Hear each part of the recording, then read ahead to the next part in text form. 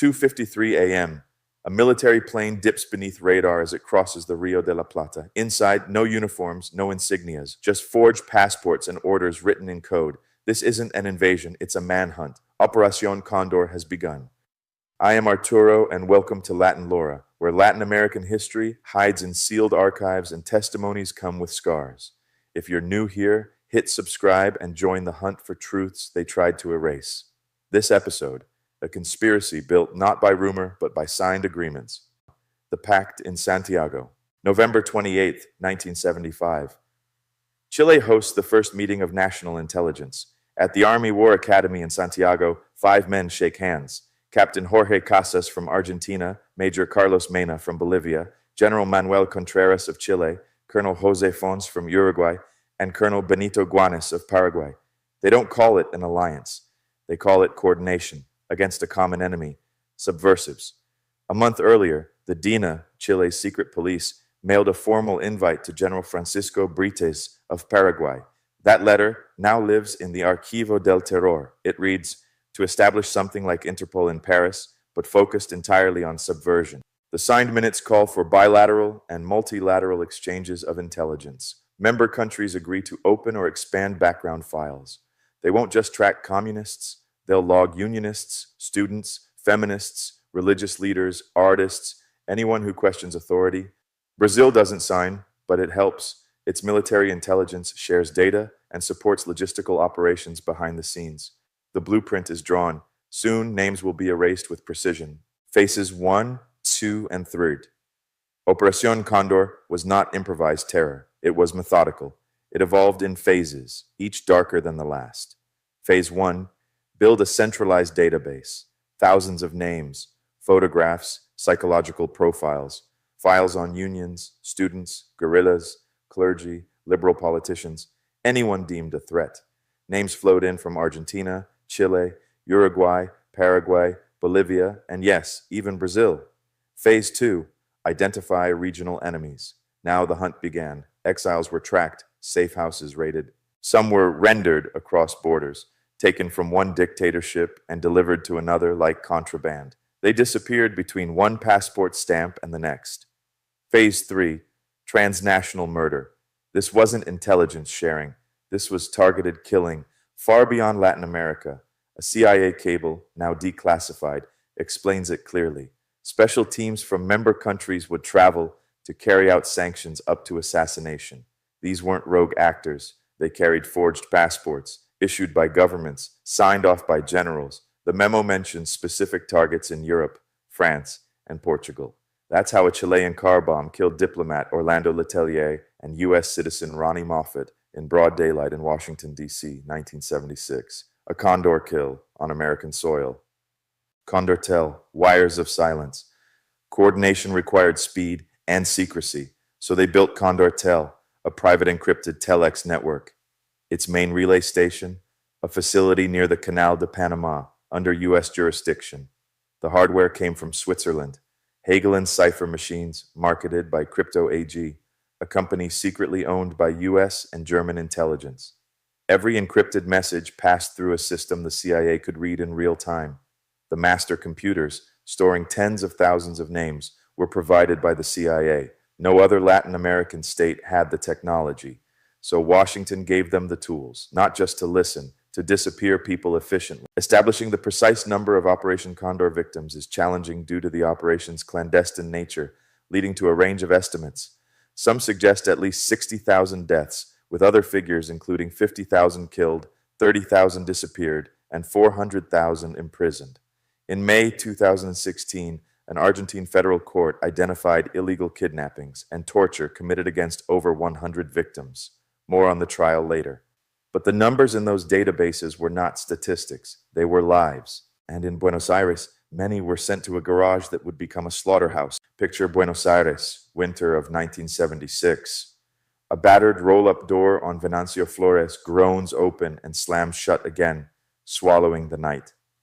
The password is whispered, Ábrete Sésamo, and the city's newest repair shop becomes a black hole from which almost no one returns. Inside Automotores Orletti, the concrete floor still smells of burnt oil, but now cars are stacked like carcasses, and at the center, a massive water tank with a pulley waits to wrench screams into silence. Up a creaking wooden stair lurk rooms that should have held greasy tools. Instead, a torture chamber, an improvised armory, and cubicles where Chilean and Uruguayan interrogators pick apart the lives of their prey while papers for Plan Condor rustle on a desk. More than 300 souls are dragged through that metal curtain. Uruguayan legislators, Bolivian dissidents, Chileans running from Pinochet's agents, even 2 Cuban diplomats whose bodies will someday be found entombed in cement-filled drums at the bottom of a river channel. Children shuffle in with their parents and vanish across borders. The looted cash of resistance groups is divvied up like war trophies. Then, November 3rd, 1976, a sliver of impossible luck. 2 prisoners, bones aching from electric cables, slip their cuffs, seize a guard's gun, and sprint naked down the stairwell. They burst into the street, dive across the railroad track seconds ahead of a barreling train, and disappear into the city's roar. The workshop's spell snaps. Orletti's operators scatter, abandoning their lair. Decades pass. The building slips back into the mundane rattle of a real garage until neighbors and survivors pry the secret open. In 2006, the legislature expropriates it. In 2014, the state christens it a historic site. Now the same walls that once echoed with pleas for life host school groups, archivists, and the relentless pursuit of truth. Automotores Orletti, alias the workshop, the garden, the cave, was never just a room of horrors.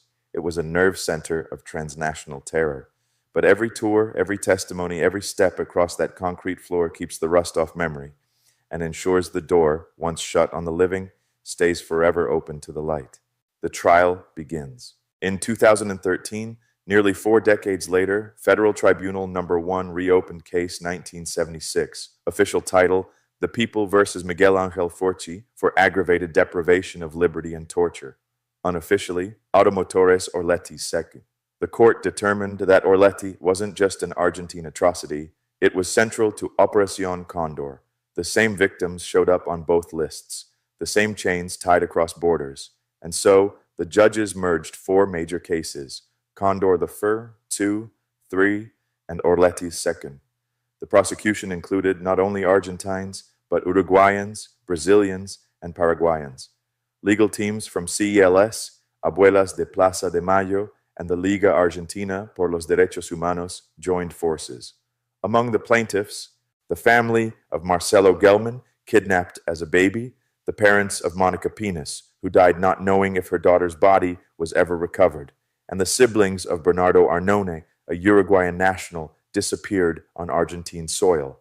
Dozens of testimonies were taken by video conference from abroad. These ghosts now had voices, and the courtroom had to listen. But would there be justice? The verdict, May 27, 2016. The packed courtroom falls silent. Federal Tribunal Number 1 of Buenos Aires reads the decision.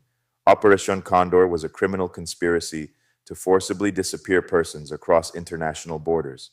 The phrase had never been uttered in a Latin American court. Now it echoed across history. The list of convictions was long and overdue.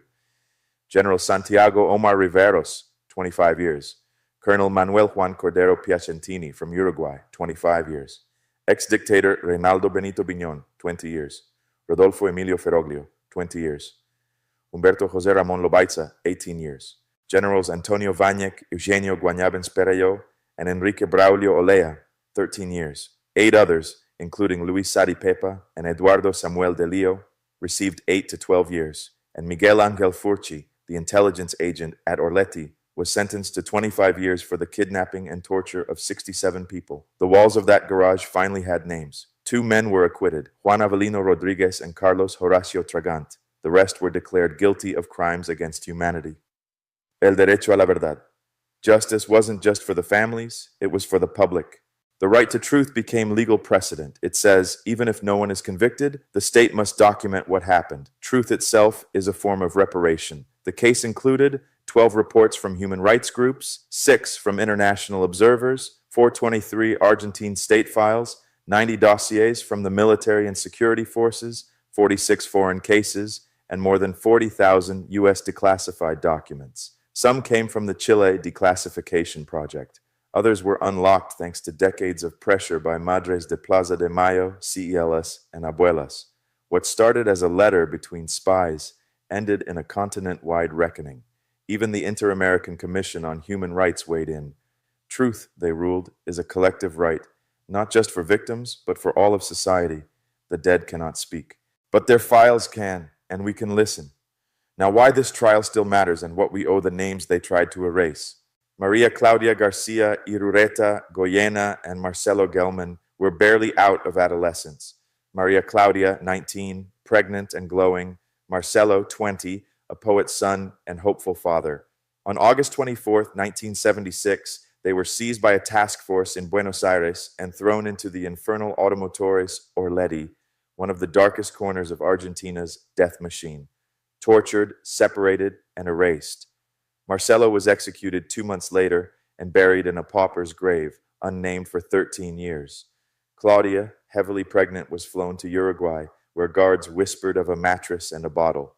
She gave birth in captivity. Then she too vanished. But this story didn't end in silence. In 2000, Juan Gelman, Argentina's greatest living poet and Marcelo's father, found the baby, Macarena, raised under a false identity. His verse became a searchlight, his grief immortal. Claudia's ghost still waits for justice. Bernardo was born in Montevideo on August 20th, 1952. He lived in Piedras Blancas and was an activist in the Revolutionary Student Force, FER in Spanish, and the Workers' Revolutionary Force, FRT in Spanish. He married Maria Cristina Mijura on July 25th, 1974, and in June 1975 they moved to Buenos Aires, where he had a job at a metalworking company and joined the People's Victory Party, PVP. Arnone Maria Cristina testified at the trial that they left Uruguay after the coup d'etat. Her mother-in-law, Petrona Hernandez de Arnone, told her that while they were in Argentina, Uruguayan soldiers had gone to their house on several occasions, asking about Bernardo. There were 3 of them, but she only recalled 2 names, Cordero and Gavazzo. In Buenos Aires, Maria Cristina lived in a number of boarding houses. Bernardo assumed another identity. He would spend 2 or 3 days with her and then leave.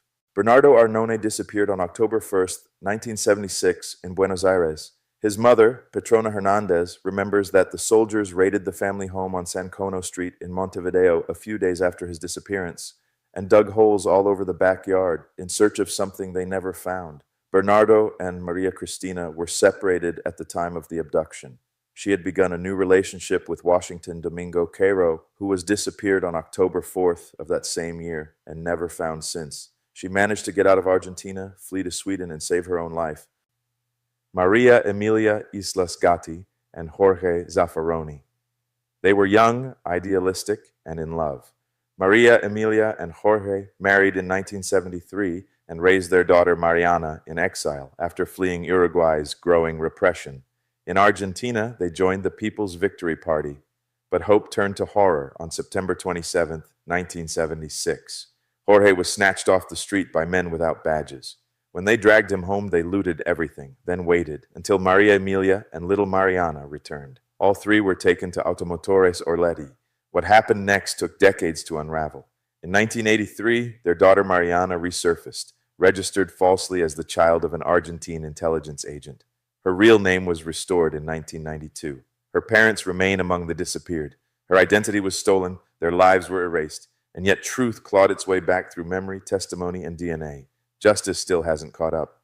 Juan Pablo Recaño El Colorado was an artist turned fighter. As Buenos Aires filled with fear in late 1976, he was part of the PVP's last underground resistance cell. He was abducted on October 2nd, just as a second wave of forced disappearances swept Uruguayan activists from Argentina. Secret military documents show that Uruguayan and Argentine forces coordinated to destroy the PVP leadership, first with the first flight in July, then again in the fall. Juan Pablo's trail ends somewhere between Orletti and a Uruguayan airstrip.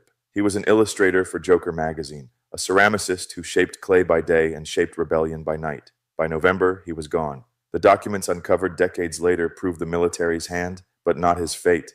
His art vanished with him, and his name still echoes in the quiet halls of Montevideo's truth commissions. Memory became rebellion. To remember is to resist. To speak is to heal. To document is to defy the silence they tried to make permanent. If this journey through encryption machines, torture centers, and courtroom testimony moved you, share it. Comment with a name that deserves to be remembered. The algorithm may forget, but we don't.